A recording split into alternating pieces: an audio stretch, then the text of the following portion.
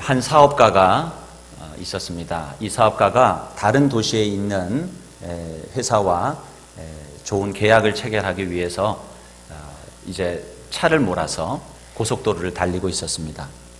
그는 마음도 즐겁고 또한 그 시골길 옆에 나 있는 그 고속도로를 따라 달리면서 차를 크루즈 컨트롤에다가 놔두고 같은 속도로 달리면서 기분 좋게 이동을 하고 있었습니다. 그런데 한참 가던 중에 멀리에서 아주 휘황찬란한 빛이 비치는 것이 보였습니다. 너무나도 그 빛이 아름다워서 그가 마음이 끌리기 시작했어요. 저 빛이 어디서 나오지? 아마 저 빛은 스테인드 글라스에서 나오는 그런 빛일 것이야 라고 그는 예상을 했습니다. 그리고 자기도 모르는 사이에 그 빛이 있는 곳을 확인하고 싶어져서 고속도로를 빠져나와서 시골길로 접어들게 되었습니다. 그 빛은 점점 더 밝아지고 더 아름다워지는 것만 같았습니다. 그런데 그가 골목길을 이렇게 돌아서 그 빛을 향해서 가고 있는데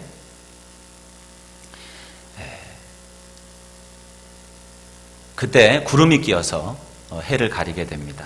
빛이 사라진 거예요. 그래도 그는 곳은 아름다운 곳일 것이라는 생각을 가지고 운전을 해 가는데 멀리서 그 빛이 나오는 곳이 보았더니 교회였던 거예요. 역시 교회였구나. 저기에 있는 스테인드 글라스는 아마 세계 10대 스테인드 글라스 중에 하나일 거야 라고 생각하면서 계속해서 운전을 해 나갔습니다.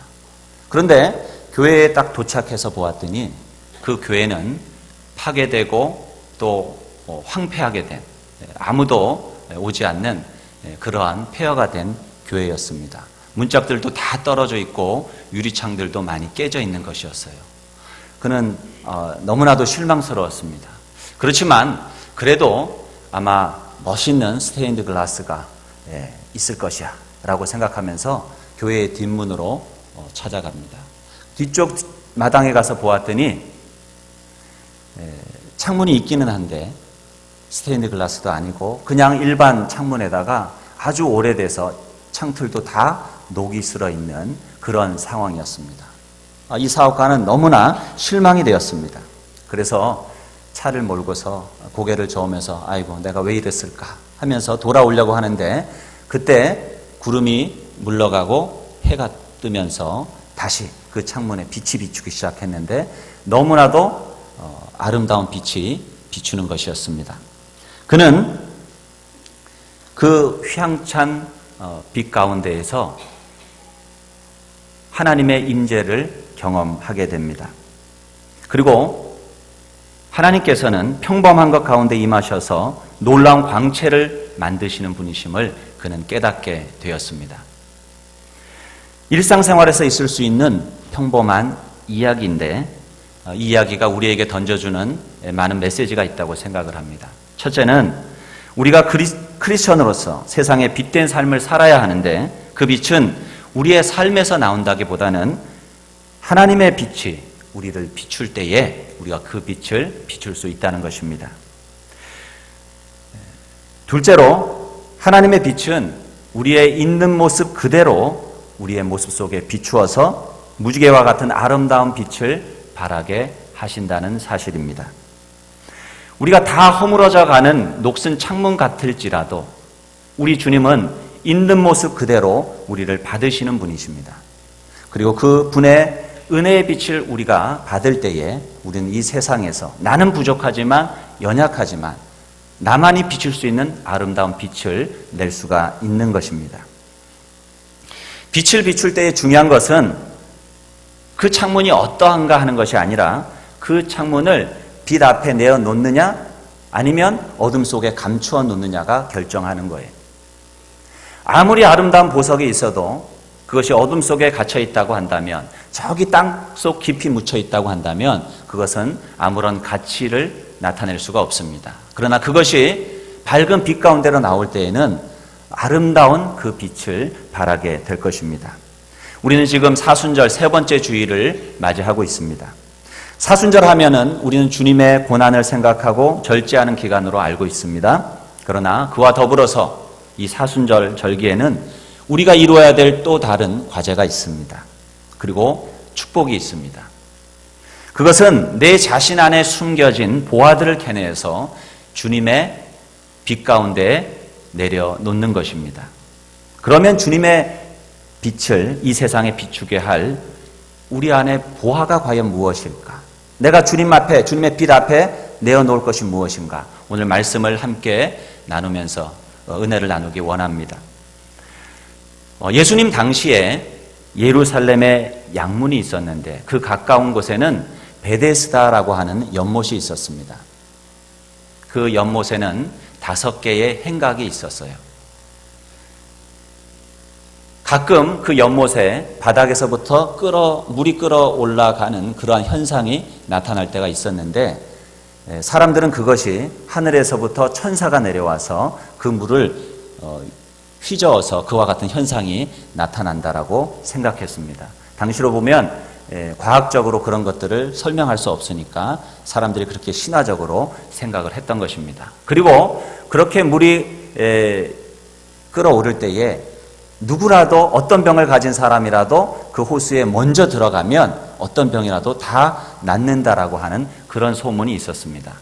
그래서 많은 사람들이, 많은 병자들이 가족들의 도움을 받아서 그 베데스다 연못가로 5개의 행각을 중심으로 자리를 피고 거기서 물이 끓어오르기만을 기다리고 있었습니다. 그곳은 그래서 환자가 아닌 사람들, 정상적으로 건강한 사람들은 그 연못에 가지를 않아요. 거긴 다 환자들만 있는 곳이에요. 그런데 오늘 본문에 보니까 예수님께서 그 베데스다 연못을 일부러 찾아가셨습니다. 그리고 38년 동안 질병에 고통받은 한 사람을 찾아가십니다. 그리고 그에게 물으십니다. 내가 낫고자 하느냐? 이 말을 들을 때에 그 38년 된 병자는 한편으로는 놀라고 한편으로는 감동을 받았을 것 같아요. 아무도 자기를 상종해 주지 않고 인정해 주지 않고 또한 삶의 소망도 희망도 없는 상황 가운데서 지푸라기라도 잡는 심정으로 그 베데스다 연못에서 물이 끓어오르고 그때 누군가 나를 도와줘서 내가 저 물속에 들어가서 병이 나을 수만 있다면 하는 그러한 기대를 가지고 앉아있는 그 가련한 사람을 우리 주님은 찾아가시고 그의 가장 깊은 필요를 물어주신 거잖아요. 그 사람에게 가장 중요하고 가장 소원하는 바가 무엇이겠어요? 병 낫는 거예요. 그런데 예수님께서 그것을 지금 물어주고 계십니다. 내가 낫기를 원하느냐? 그는 자기도 낫고 싶지만 물이 동할 때에 자신을 부축해서 연못에 들어가게 해줄 사람이 없어서 그 사이에 다른 사람들이 먼저 들어가기 때문에 자기는 병을 나을 수가 없습니다. 라고 예수님께 대답합니다. 이것을 보고 예수님은 그가 병 낫기를 확신한다는 것을 아시고 일어나 내 자리를 들고 걸어가라 라고 명하십니다. 그러자 이 사람이 그 자리를 들고 일어나서 걷게 되고 병이 나았다는 이야기예요. 그런데 문제는 이 날이 안식일이라는 거예요. 지금도 그렇지만 유대인들은 이 안식일을 아주 철저하게 지킵니다. 그래서 지금도 유대인들은 금요일 해질 무렵부터 토요일 해질 무렵까지가 안식일 시간입니다. 우리하고 시간 개념이 좀 다르죠. 그런데 경건한 유대인들은 그 안식일 날 노동을 하지 않기 위해서 음식을 미리 장을 보고 음식을 만들어 놓고 밑에다가 불을 약하게 해서 데워서 그렇게 음식을 먹는다고 해요. 안식일 날 노동을 안 하려고. 당시로 보면은 안식일인데 그 안식일에 병을 고치는 의료 행위를 할 수 없도록 되어 있었습니다. 더군다나 자리를 들고 걸어간다라고 하는 것은 이건 노동이 되는 거예요. 달리 말해 그 38년 된 환자는 안식일 법을 범하게 된 것입니다. 그것을 보고 유대인들이 이 환자를 비난을 합니다. 왜 안식일을 범하느냐. 그때 이 38년 된 환자가 나의 병을 낫게 해주신 분께서 그렇게 하라고 말씀하셨습니다. 그렇게 이야기를 해요. 그러나 그는 예수가 누구인지를 몰라요. 예수님께서 사라지셨기 때문에. 나중에 그는 다시 예수님을 만나게 되는데 예수님께서 다시는 병이 재발되지 않도록 죄를 짓지 말아라 라고 하는 말씀을 남기시고 사라지셔요. 그는 자기의 병을 고치신 분이 예수님임을 알고서 사람들에게 자기의 병을 예수님께서 고치셨다라고 이야기를 하게 됩니다. 그래서 사람들은 예수님이 안식일을 범했다고 이제는 예수님을 비난하게 됩니다. 그때 예수님께서는 비판하는 자들을 향하여서 엄청난 말씀을 하세요. 17절에 보니까 내 아버지께서 이제까지 일하시니 나도 일한다. 이 대답은 대단히 예민한 두 가지의 문제를 야기했습니다. 첫째는 하나님을 내 아버지라고 불렀다는 거예요. 하나님이 아버지면 자기는 하나님의 아들인 것이고 하나님과 동격이라는 의미가 있기 때문에 이것은 신성모독으로 정죄받을 수 있는 일이에요. 두 번째는 병을 고치는 것은 안식일을 범하는 것이 아니다라고 하는 취지의 이야기를 지금 하고 있는데 이것은 그 당시의 사람들이 알고 있는 안식일 법을 범한 것에 해당이 됩니다. 예수님은 하나님 아버지께서 지금도 병든 자, 가난한 자, 세상에서 천대받는 자들을 위로하고 계시는데 아들인 자기가 왜 그 일을 못하느냐고 반문하고 계신 것이나 마찬가지예요. 그리고 자신이 하나님과 동등되다라고 하는 그런 주장을 하고 있는 것으로 충분히 들려질 수 있습니다. 그래서 이때부터 이 유대인들이 예수님을 죽이고자 결단을 하였다라고 이야기를 합니다. 이 38년 된 병자를 일으킨 사건은 그리스도의 능력이 나타난 하나님의 기적에 불과한 것이 아니라 이 세상을 향하여서 예수님이 바로 성경에서 말씀하시는 바로 그 메시아다라고 하는 사실을 분명히 선포하는 그러한 사건이기도 합니다. 예수님께서 이 일로 인해서 바로 그 하나님과 하나님의 아들이라고 하는 것을 분명히 사람들에게 이야기하게 된 거예요. 다시 보면 38년 된 병자를 통해서 인자하신 예수님의 빛이 온 세상에 새롭게 비추게 된 것입니다. 예수님께서 이 환자를 통해서 당신의 빛을 나타내신 이유가 있어요. 수많은 사람들이 있는데 우리 주님은 왜 이 환자를 통해서 주님의 빛을 드러내셨을까? 이 환자는 자기 자신을 알아요. 38년 동안 병을 앓았기 때문에 소망이 없다는 것을 알아요. 그는 하나님 앞에서 비참하고 무기력하고 소망 없는 존재임을 알고 있었다는 사실이에요. 38년간 병을 앓고 있었고 앞으로도 고칠 소망이 없다는 것을 그는 알고 있습니다. 자신의 추함과 연약함을 그대로 알고 있는 이 병자를 통해서 예수님은 당신의 빛을 발하시기를 기뻐하셨습니다. 사랑하는 성도 여러분, 사순절은 우리를 위하여 십자가 지신 예수 그리스도를 묵상하는 그런 시간만이 아닙니다. 이 사순절은 우리의 병든 모습을 아울러서 발견하고 성찰하는 기간입니다. 우리 안에 있는 38년 된 고질적인 병이 있지 않습니까? 우리가 우리의 병든 모습을 주님의 얼굴을 뵈면서 발견해 나갈 때에 허물과 죄로 죽었던 우리에게 생명의 봄이 찾아오게 될 것입니다. 사순절은 영어로 렌트예요. 이 렌트는 랭슨에서 온 말입니다. 점점 길어진다는 거예요. 날이 길어진다는 거예요. 거기서부터 봄이라고 하는 의미를 이 렌트가 포함하고 있는 것입니다. 우리는 이 사순절은 계절적으로도 봄이지만 우리의 영적인 봄을 지향하고 있는 것입니다. 그래서 이 기간 동안에 우리는 우리 주님의 십자가 앞에서 우리 자신 안에 있는 연약함의 보석들, 우리 안에 있는 병든 모습들, 우리 안에 중독된 모습들, 우리 안에 끊지 못하는 죄악의 모습들을 다 캐내어서 주님의 십자가 앞에 내려놓을 때에 주님은 그것을 보석으로 변화시키시고 하나님의 은혜의 빛을 이 땅 가운데 비추게 하실 것입니다.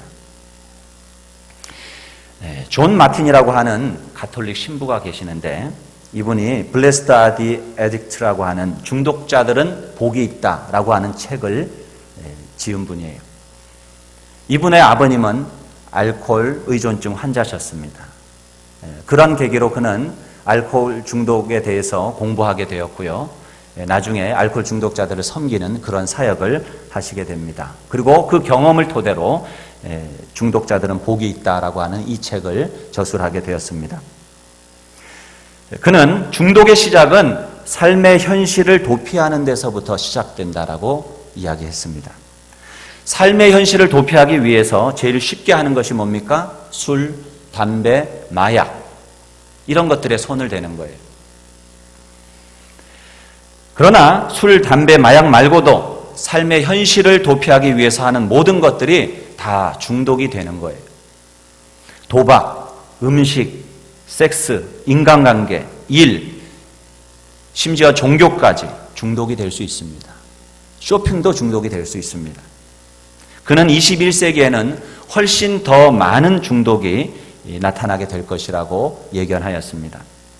곧 TV나 비디오, 게임, 인터넷, 스마트폰, 심지어는 운동, 돈 이런 모든 것들이 우리에게 중독의 거리가 될 수가 있는 것들입니다. 그런데 마틴 신부가 중독자들은 복이 있다라고 말할 수 있는 데는 그의 분명한 철학이 있습니다. 그 책을 보면 이렇게 시작됩니다. 하나님 감사합니다. 중독을 허락하심을 감사합니다. 그리고 그는 그렇게 말하는 이유에 대해서 설명을 합니다. 사람은 역설적이게도 중독을 통해서 비로소 참 자신을 발견하게 되고 자신의 삶을 새롭게 보는 눈이 뜨이게 된다는 것입니다. 이때 자신의 삶을 더욱 건설적이고 창조적으로 살아가게 되는 계기를 얻게 되고요. 마침내 하나님과의 올바른 관계를 회복하는 길로 나아갈 수 있다라고 그는 설명하고 있습니다. 미국에 있을 때에 이 알코올 중독자들의 모임에 참석해 본 적이 있습니다. 제가 그때 가장 인상 깊었던 것이 그 모든 사람들이 나는 알코올 의존증 환자입니다라고 이야기를 하고서 자기를 소개하고 자기의 말을 한다는 사실이에요. 자기가 중독자라고 하는 것을 인정하지 않으면 치료가 일어나질 않습니다. 내가 중독이고 내가 한계를 가지고 있다라고 하는 것을 고백할 때에 치료는 시작이 되는 것입니다. 자신이 병들었음을 발견하고 인정할 때에 진정한 치유가 가능하듯이 자신이 죄인임을 인정할 때에 진정한 죄사함과 구원이 임하는 것입니다. 여러분, 우리 모두는 무엇인가 중독되어 있어요. 아닌 것 같습니까? 몇 가지만 여러분 생각해 보면 우리도 중독되어 있어요. 그것이 일평생 우리의 삶 가운데 지속되어 왔기 때문에 우리가 그것이 중독이라고 생각하지 않을 뿐이지 중독되어 있는 것이 너무나도 많아요. 38년 된 환자와 우리가 다른 점은 그는 자기가 소망이 없는 존재라고 하는 것을 알았고 우리는 그것을 모른다는 것밖에 다른 점이 없습니다.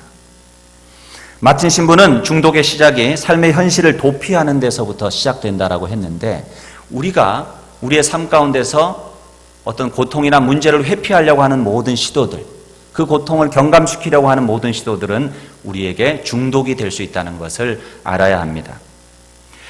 저도 가끔 보면 어려운 문제를 만났을 때에 또 하기 싫은 일들이 앞에 있을 때에 너무나도 일이 많이 있을 때에 시간도 별로 없는데 그때 인터넷을 합니다. 메일을 체크하고 또 포털 사이트에서 기사들을 보고 하면서 괜히 몇십 분이라도 그 시간을 날려버려요. 왜 그렇습니까? 내가 하기 싫은 일, 힘든 일, 고통스러운 일들을 회피해버리는 거예요. 일시적으로. 이런 것들이 심해지면 중독이 되는 거예요. 오늘 얼마나 많은 사람들이 이 휴대폰에 중독되어 있는지 몰라요. 특별히 아이들이. 휴대폰이 없으면 금단 현상이 나타나요. 뭘 해야 될지를 모르는 그런 사람들이 있어요. 휴대폰을 안 가져왔다고 수십 킬로를 다시 돌아가는 사람들도 있어요. 없으면 없는 대로 평안해야 되는데 없을 때 내 마음에 불안이 생긴다? 그것은 거기에 중독되어 있는 거예요. 게임에 중독되어 있는 사람들. 또 주부들 같은 경우는 드라마나 쇼핑에 중독되어 있는 분들도 많아요. 마음이 우울해지면 쇼핑을 해야 된다는 거예요. 그래야 마음이 좀 편해진다는 거죠. 이 모든 것들이 결국은 우리의 삶에서 중독으로 자리 잡게 됩니다. 그러면 왜 우리가 현실을 도피해야 합니까? 우리가 신앙의 관점에서 보자면 우리가 세상에서 일어나는 모든 일 안에 하나님의 사랑의 섭리가 숨어 있다라고 하는 것을 믿지 못하기 때문에, 깨닫지 못하기 때문에 이러한 일들이 일어나는 거예요. 그래서 문제 자체를 보게 되고 풀리지 않는 현실의 문제를 놓고 고민하고 방황하게 되는 거예요. 그 문제보다 크시고 그 문제를 푸실 수 있는 그 하나님을 바라보기보다, 그 하나님의 사랑을 의지하기보다 그 문제를 보기 때문에 우리는 거기서부터 오는 고통을 피하기 위한 우리에게 중독을 주는 그러한 거리들을 찾게 되는 것입니다. 만일 우리가 우리의 문제들 속에서 하나님의 섭리와 사랑을 깨닫는다면 우리는 이러한 현실 도피적인 시도를 하지 않을 수 있을 거예요. 만약 여러분이 성령 충만하다면, 하나님의 은혜가 여러분 심령 가운데 충만하다면 여러분은 쓸데없는 시간들, 불필요한 일들을 하지 않을 것이라고 저는 확신합니다. 사도 바울은 항상 기뻐하라, 범사에 감사하라 라고 말씀하셨는데 여러분 항상 기뻐하고 계십니까? 범사에 감사하고 계십니까? 우리가 그렇게만 할 수 있다면 우리는 어떤 것에도 중독되지 않을 거예요. 우리가 삶 속에서 억울한 일을 만나고 또한 우리를 힘들게 하는 일을 만났을 때에도 하나님의 사랑의 섭리가 숨어 있다는 것을 믿는다라고 한다면 우리는 항상 기뻐하고 또한 모든 일에 감사할 수 있을 것입니다. 우리가 세상이 주는 문제와 고난 뒤에 숨어 있는 이 하나님의 사랑을 발견하면 되는데 그 사랑을 믿지 못할 때에 우리는 현실로부터 도망을 치게 되는 것입니다. 우리는 골치 아픈 현실의 문제들을 벗어나서 다른 곳에서 즐거움을 찾으려 하는 거예요. 그렇기 때문에 그 중독에서 벗어날 수가 없는 거예요. 곧 우리가 가정이나 학교, 직장에서 당하는 이 어려움 속에서 하나님의 숨은 사랑을 믿지 못하는 순간 우리는 현실 도피자가 되고 중독자가 되는 것입니다. 우리의 뜻과 생각대로 되지 않는다고 현실을 피해서 다른 곳으로 갈 때에 우리의 삶은 파괴되고 황폐하게 되는 것입니다. 그러면 이렇게 파괴된 우리의 삶은 절망적인 것입니까? 아닙니다. 우리가 믿음 안에서 이것이 아니라는 것을 여러분 선포하시길 바랍니다. 사랑의 주님은 38년 된 병자까지도 친히 찾아가셔서 고쳐주셨다는 사실을 여러분 오늘 성경 말씀을 통해서 읽으셨어요. 정말 아무런 소망이 없는 자이지만 우리 주님을 만났을 때에 그는 이 세상 가운데에 예수님께서 그리스도이심을 선포하는 도구로 쓰임받게 된 거예요. 여러분 우리 안에는 많은 보석들이 있어요. 그런데 그 보석들이 우리가 생각하는 것처럼 좋은 것들만이 아니에요. 마음의 상처로 남아있는 것, 마음의 수치감으로 남아있는 것, 우리의 인생 가운데서 우리가 받았던 많은 그런 어려움의 시간들, 고난의 시간들, 그것이 우리의 마음속에 딱딱한 돌처럼 굳어있는 그와 같은 삶의 이야기들이 우리 마음속에 있는데 그것을 우리가 캐내어서 주님 앞에 내어놓을 때에 그것이 보석으로 변화될 수 있어요. 달리 말하면 우리 주님의 손에 그것이 들려질 때에 우리의 연약한 이 모든 부분들은 우리 그리스도를 이 땅 가운데 드러내는 우리의 약함을 사용하셔서 하나님의 뜻을 이루시는 하나님의 구원의 도구가 될 수 있다는 사실입니다. 그리고 그 빛은 다른 사람들은 비출 수 없고 나만이 비출 수 있는 빛이 되는 거예요. 여러분 같은 보석이라도 어떻게 깎느냐에 따라서 그 빛은 다르게 다른 빛을 드러내게 되어 있어요. 여기 앉아 계신 모든 분들은 다 다른 분들이에요. 여러분만이 비칠 수 있는 하나님의 은혜의 빛이 있는 거예요. 여러분이 하나님의 은혜의 빛을 받을 때에 여러분을 통해서 여러분만이 비칠 수 있는 아름다운 생명의 빛이 드러나게 되고 그 빛을 보고 사람들이 주님 앞에 돌아올 수가 있는 것입니다. 여러분, 우리가 주님의 빛을 비추는 삶을 살기 위해서 이 사순절 기간에 하여야 할 일이 있습니다. 첫째는 우리의 파괴된 모습을 발견하는 일이에요. 우리가 다 외적으로는 밝은 얼굴로 인사하고 우리가 그렇게 함께 어울려서 살아가지만 여러분 마음 가운데에 무너진 삶의 부분들은 없으십니까? 하나님 앞에 고백하지 못하고 또한 사람들 앞에 드러내지 못하는 수치스러운 일들은 없으십니까?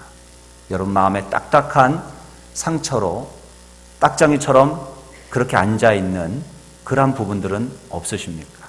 이렇게 살면 안 되는데 생각하면서 끊지 못하고 끊임없이 반복하는 그러한 죄의 문제는 없으십니까?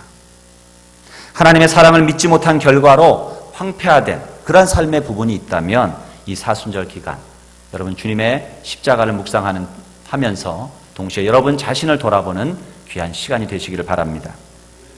두 번째로는 우리가 발견한 이 파괴된 우리의 모습, 황폐화된 우리의 모습 그대로를 주님 앞에 내려놓고 또한 사랑으로 자기 자신을 안아주라는 것입니다. 오늘날 크리스천들이 세상의 빛으로 나타나지 못하는 이유가 저는 여기에 있다고 생각을 해요. 하나님을 믿습니다. 하나님을 믿는다고 하면서도 여전히 죽어서 천국 갈 것만 생각하지 이 땅 가운데서 예수님을 닮아가는 부분에 대해서는 깊이 있게 생각하지를 못해요. 그리고 왜 내가 주님을 닮아가지 못하는 것인가에 대해서도 우리는 깊이 생각하지를 못해요. 우리 안에 있는 그와 같은 어둠의 부분들, 무너진 부분들이 우리 주님 앞에 나아가지 못하게 나를 막고 있다는 것을 알아야 돼요. 그것을 발견하시는 대로 여러분은 그것을 주님의 앞에, 주님의 십자가 앞에 내려놓을 수 있기를 바랍니다. 그럴 때에 우리 주님이 우리를 있는 모습 그대로 받아주시는 거예요. 예수님은 38년 된 그 병자 있는 모습 그대로 받아주시고 그를 치유하셨습니다. 또한 주님은 우리들도 있는 모습 그대로 받아주신 줄로 믿습니다. 있는 모습 그대로 주님은 우리를 사랑하셨습니다.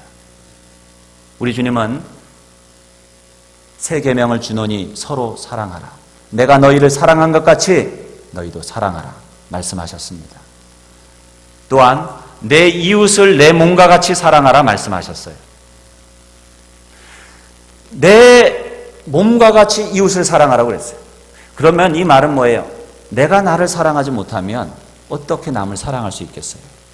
나도 사랑하지 못하는데 어떻게 남을 사랑할 수 있겠습니까?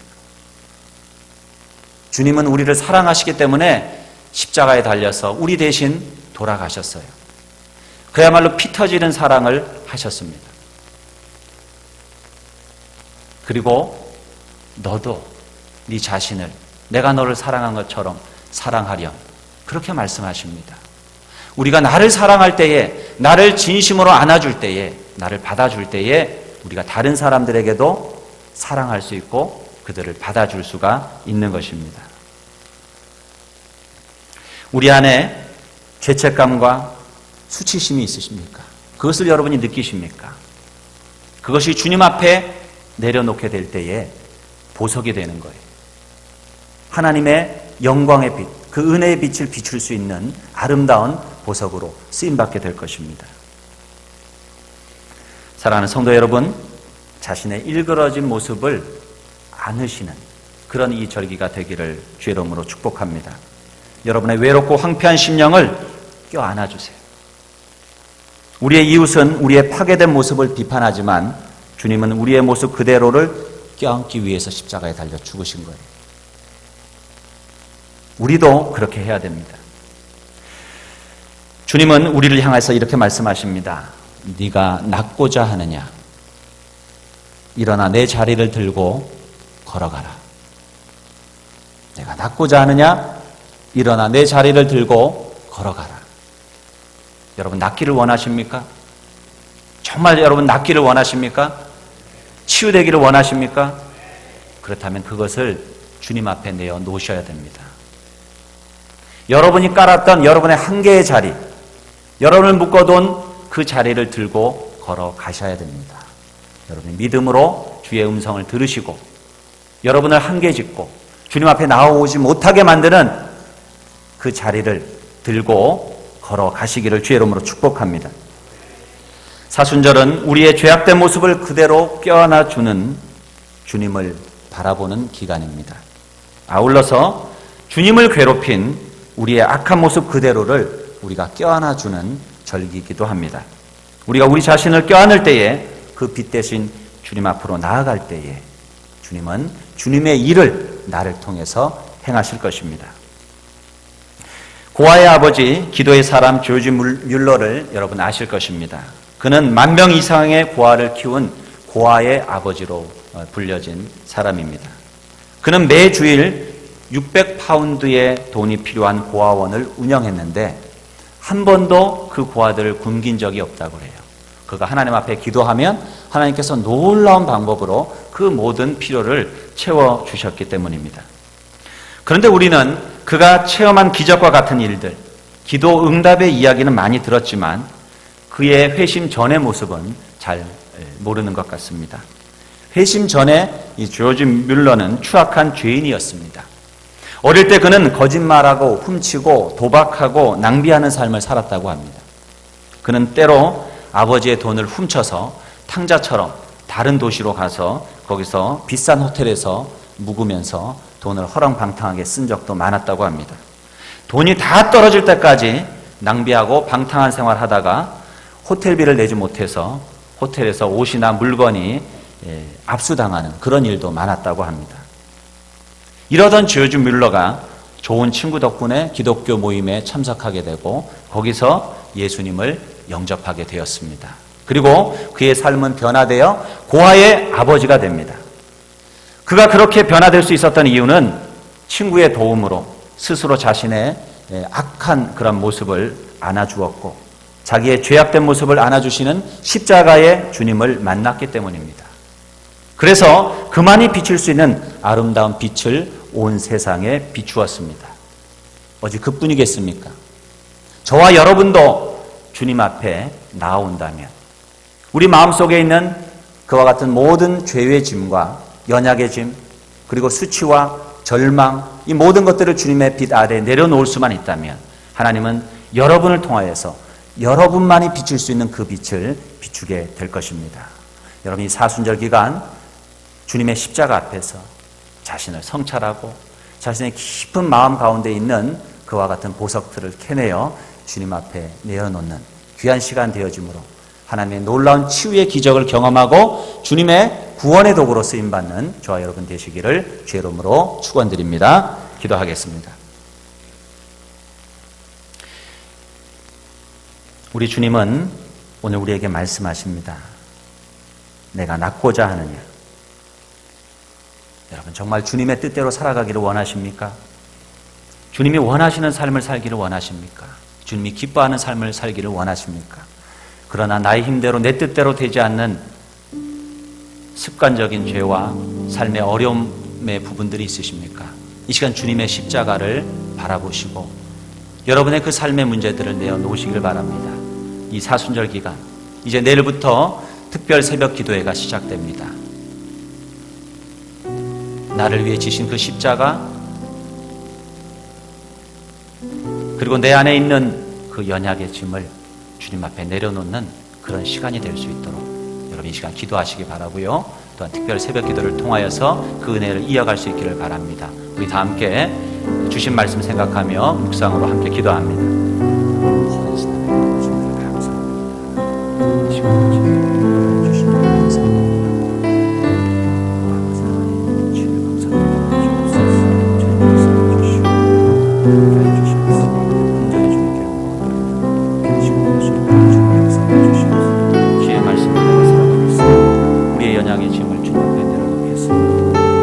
허물어진 부분들, 우리의 삶에 깨어진 부분들, 우리 마음에 상처난 부분들, 우리 마음에 더러워진 부분들, 우리 마음에 어두워진 부분들 다 주님의 은혜의 빛 가운데 내려놓습니다. 하나님 나를 도와주시옵소서.